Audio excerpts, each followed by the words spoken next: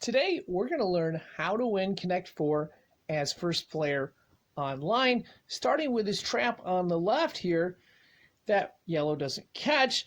Now, 90% of the time, this is not going to work, but 10% of the time, it is, like we get a win right here. Let's take a look at the other 90% and how to deal with that.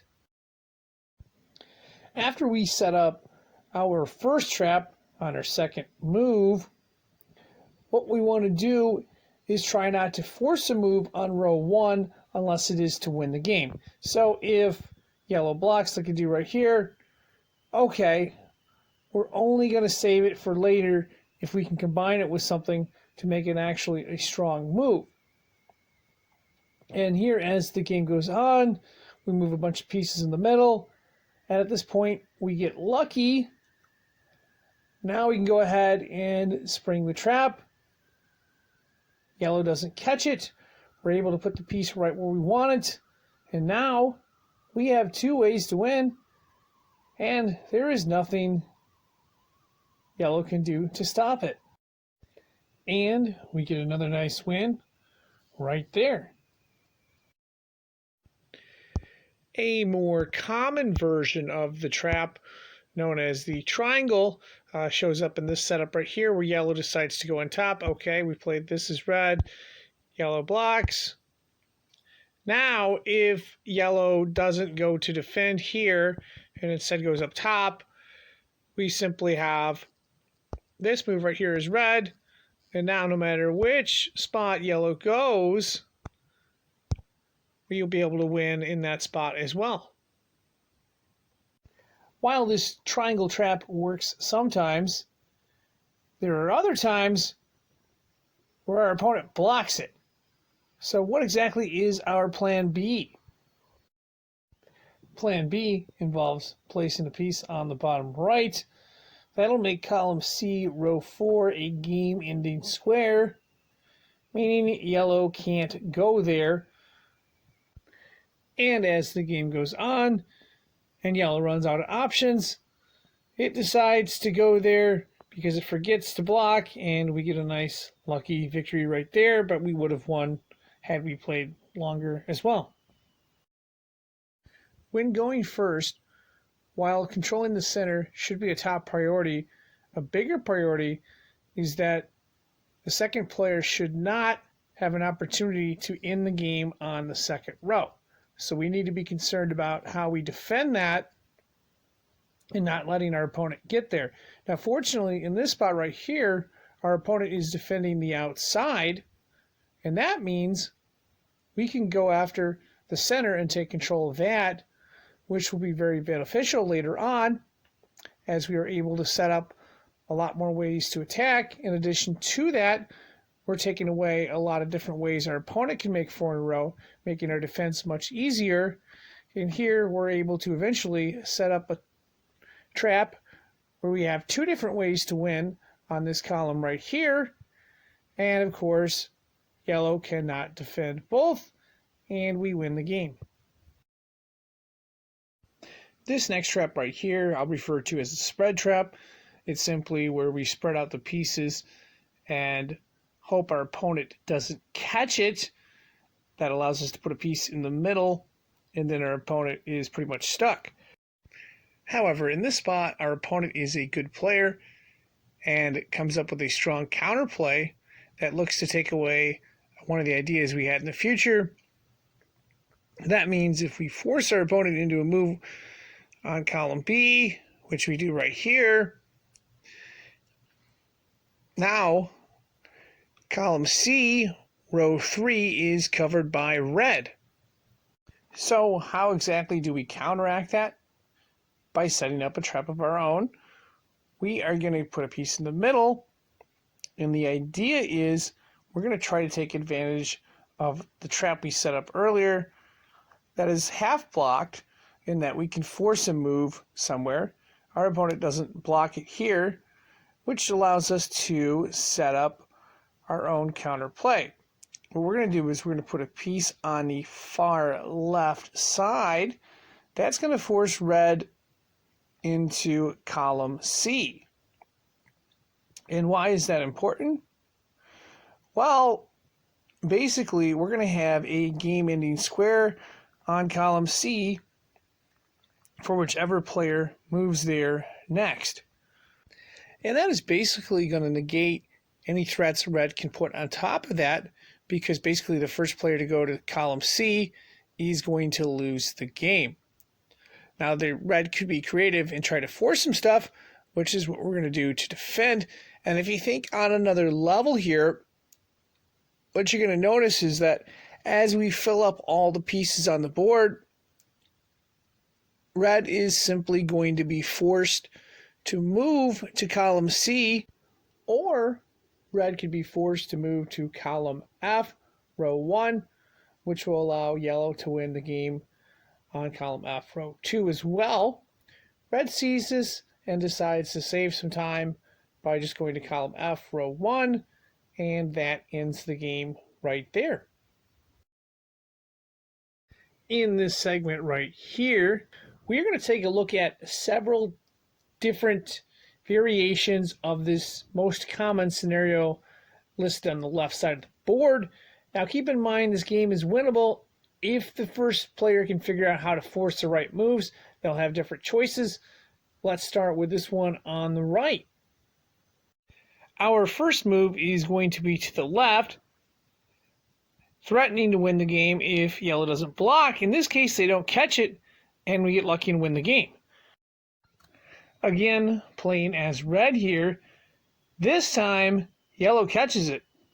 Here, our next move is to the center with the idea of working around that piece. We get lucky. Yellow tries to set up a threat. We force yellow to the very top center on our next move. And now we're in really good position here. Depending on what yellow does, there's going to be a lot of different ways we win. Yellow decides to go high. We go low to the right side, forcing yellow to block in the right corner. From there, we go up top. And now we will have two different ways to win, regardless of what yellow does to block. In this situation right here, they can't stop us, and we get a nice victory right here. Playing first as white, after we set up our move here, black blocks. Now we get our piece in place, and this time black decides to go here. So what do? We force black to go up top, and then after black decides to block, we go to the right. Now we have a bunch of different ways to win. And after black moves on top, we now move on top of that, giving us two ways to win on the left side of the board. Black moves on top again. We decide to move there on top, giving us two more ways to win on the right side of the board. And from there, we just push on the right side of the board. And after a couple moves, it is game over.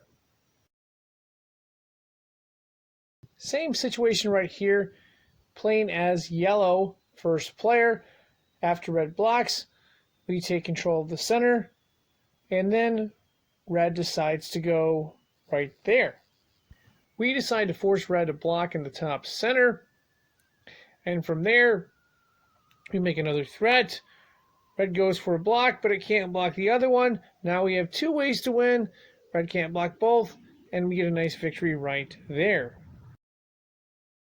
This next example on the right starts off a little bit differently, but ends up almost in the exact same scenario, except there's a few more pieces around the outside, and from there on, we try to build as much control around the center as possible. We're looking to set up some combos, some different game-ending moves. Of course, we got a block right there as we do. Now we get lucky. Yellow decides to go to the left. We go on top. We have a game-ending move right here. Yellow doesn't catch it, and we win the game. Similar setup to the last example in that our core pieces are going to be in the center, but some other pieces are on the side are going to be a little different. We got to be careful here. Yellow is threatening on the left side. We got a block. After we get that block in place, now we can push and force yellow to block in the bottom right-hand corner. Yellow decides not to block, and we get a nice victory right there. But had yellow blocked, we would have won in a couple moves after that, as the right side was sealed off. Similar situation in this example right here. After the forced move is made and blocked, red decides to put a piece in column C, row 5. We respond by forcing red to go to the top. Next, we decide to build around our center, and red decides to go to the bottom right to block. We force red to block right here, and then now we've got two different ways to win after that move, and there's no way red can block both of them.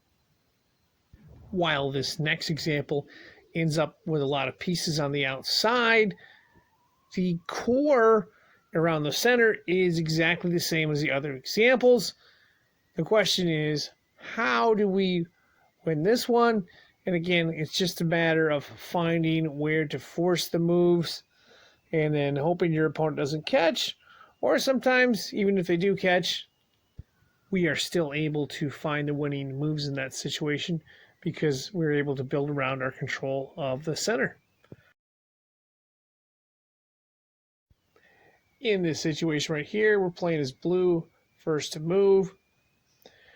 Red decides to throw a changeup at us and go straight up instead of going over top. So we're not going to get that blue piece where we want on the third row, column D. We are going to try to counteract that by putting a piece on top, which we do right there. And then we get lucky. Red moves to the inside, and we move to column B, giving us two ways to win, of which red can only block one, and we get a nice quick victory right there.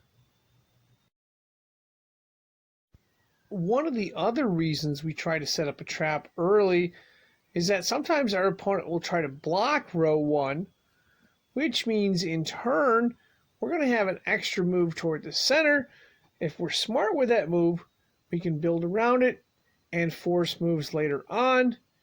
Here we get a nice strong position in the center, and after playing out a few more moves, we end up winning the game right there as our opponent gives up. What if our opponent does not give us column D, row 3? Well, in this case, we're going to try to build a little bit around the second row. But remember, in a long, drawn-out game, when all the pieces go in, we can't win in the second row. It just means our opponent can't win in the second row. So what we want to do is try to create synthetic odd-numbered rows based on game-ending squares, or, control just the odd-numbered rows. In this case, the game is not going to go that way. Instead, we're going to focus on putting together combo attacks once, of course, we block. Now, we have to remember column C is a game-ending square. So we're going to attack to the right side, and we get lucky. Our opponent doesn't catch it. They were able to force a move. And in this spot, we're building a lot of different ways we can win in the top center. Our opponent decides to just go for it here. We block and decides to give up at this point or misses the move. However, had they caught it, there are a lot of other different ways we can win as well. And that is because we can force red into a lot of different moves.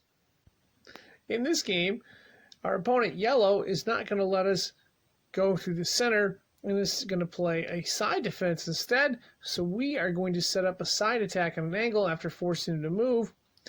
Now remember, after we go right here, they can't do 3 in a row up the middle because we'll have a chance to make 4 in a row on top of that. So yellow decides to force our hand and force us up the middle. And now the game becomes a question of controlling the game-ending squares on the side of the board. In this case, we have just enough, and I mean just enough, to get through where we get the final spot for the win. And that is going to wrap it up. As always, if one is looking for more tips on Connect 4, there is a playlist on this channel with a bunch of tip videos. What I'll do to make it easier to find is put a link in the description as well as a link in the comment section. Thanks for watching and good luck.